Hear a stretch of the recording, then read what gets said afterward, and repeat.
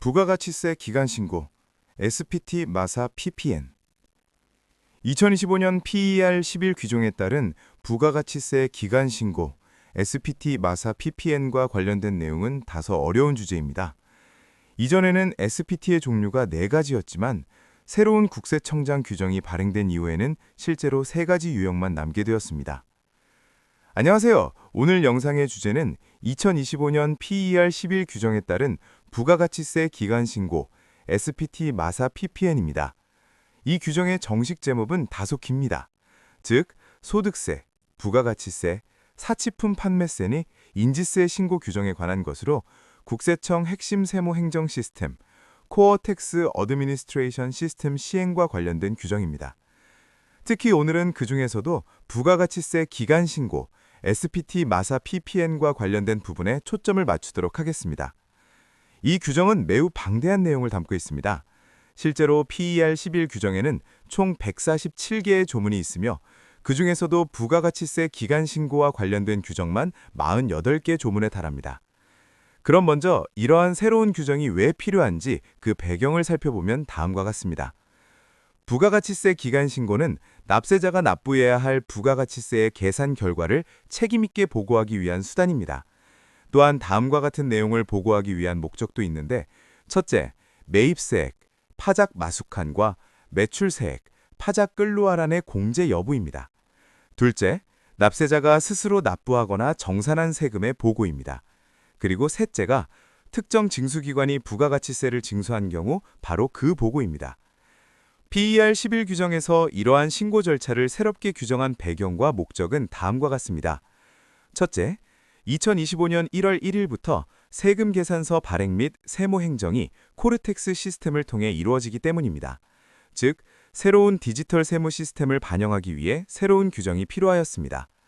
둘째, 기존 규정인 PER 03년 2022 규정은 코르텍스 시스템이 실제로 시행되기 이전에 만들어진 규정이기 때문에 새로운 시스템을 충분히 반영하지 못하였습니다. 따라서 기존 규정은 레거시 시스템을 기준으로 한 것이었으며 코르텍스 이후에는 새로운 규정이 필요하게 되었습니다. 셋째, 납세자에게 법적 확실성 제공, 행정 절차 간소화, 서비스 개선, 그리고 핵심 세무 행정 시스템의 현대화를 달성하기 위한 목적도 있습니다. 이러한 배경으로 인해 PER 11 규정이 발행되었으며 이에 따라 부가가치세 신고 방식에도 몇 가지 변화가 생겼습니다. 가장 중요한 변화 중 하나는 세금 계산서 업로드 마감 기한입니다. 기존에는 세금 계산서 업로드 기한이 다음 달 15일까지였지만 PER 11 규정 이후에는 다음 달 20일까지로 연장되었습니다. 따라서 납세자에게는 세금 계산서를 업로드할 수 있는 시간이 다소 늘어났습니다. 다만 여기서 중요한 점이 있는데, 만약 20일이 공휴일인 경우에도 업로드 기한은 다음 영업일로 연기되지 않는다는 점입니다. 즉, 세금 계산서 업로드 기한은 반드시 해당 날짜까지 지켜야 합니다. 반면에 SPT 신고 제출 기한은 다르게 적용됩니다. 예를 들어 신고 마감일이 공휴일일 경우에는 다음 영업일까지 연기될 수 있습니다. 예를 들어 설명하면, 만약 5월 과세기간의 SPT 신고 마감일이 6월 30일이고 그날이 일요일이라면 신고는 다음 영업일 7월 1일까지 제출할 수 있습니다. 그러나 세금 계산서 업로드 기한이 일요일인 경우에는 자동으로 연기되지 않는다는 점 유의해 주십시오. 또 하나의 중요한 변화는 SPT 유형의 변화입니다. 기존 레거시 시스템에서는 SPT 마사 PPN 1111, SPT 마사 PPN 1111DM, SPT 마사 PPN 107 PUT, 징수기관을 위한, 그리고 정부기관을 위한 통합 스티프와 같이 4가지 유형의 SPT 기간신고서가 존재하였습니다. 그러나 코르텍스 시스템이 도입된 이후에는 3가지 유형의 SPT만 존재합니다. 첫째, 과세사업자를 위한 부가가치세 기간신고서. 둘째, 특정 매입세액 공제 방식을 사용하는 과세사업자를 위한 신고서. 그리고 셋째가 부가가치세 징수자나 비과세 사업자가 제출하는 신고서입니다.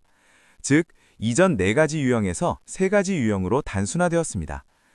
또한 신고서의 구조도 일부 변경되었습니다. 새로운 시스템에서는 부가가치세 신고서가 본문, 인둑, 부속서 A1, 부속서 A2, 부속서 B1, 부속서 B2, 부속서 C와 같은 구성으로 이루어집니다. 이전 시스템에서 사용되던 일부 양식, 즉 AB 양식은 더 이상 사용되지 않습니다. 이러한 변화는 신고 절차를 보다 단순하고 효율적으로 만들기 위한 것입니다. 또 다른 중요한 변화는 부가가치세 기간 신고, SPT 마사 PPN의 수정 절차와 관련된 사항입니다. 최근 많은 납세자들이 부가가치세 신고서 수정 방법에 대해 질문을 하였는데, 특히 환급 초과 상태로 신고된 SPT를 정정했음에도 불구하고 추가 납부가 발생하는 이유에 대해 궁금해하는 경우가 많았습니다. 예를 들어 어떤 납세자가 3월 과세기간 신고에서 70만 루피아의 환급 초과, LB를 신고했다고 가정해 봅시다. 이후 4월 과세기간 신고에서는 90만 루피아의 환급 초과, LB가 발생하였습니다. 그런데 납세자가 이후 3월 신고서를 정정하면서 3월의 환급 초과 금액이 50만 루피아로 수정되었다고 가정해 봅시다. 이 경우 기존 신고 금액인 70만 루피아에서 정정 금액인 50만 루피아로 감소하게 되죠. 만약 이러한 정정 신고가 6월에 이루어졌다면 PER 11 규정에 따라 해당 과세사업자는 기존 신고 금액과 정정 신고 금액 사이의 차액만큼을 추가 납부해야 합니다.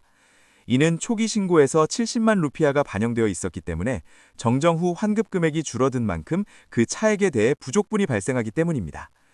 이와 관련된 규정은 PER 11년 2025 규정 제137조에서 확인할 수 있는데, 해당 규정에 따르면 초과 납부 금액이 발생하여 이를 다음 기간으로 이월하는 경우 그 금액은 정정이 이루어진 이후 아직 신고되지 않은 첫 번째 정상 상태의 부가가치세 기간 신고서에서 초과 납부 이월 금액으로 계상됩니다.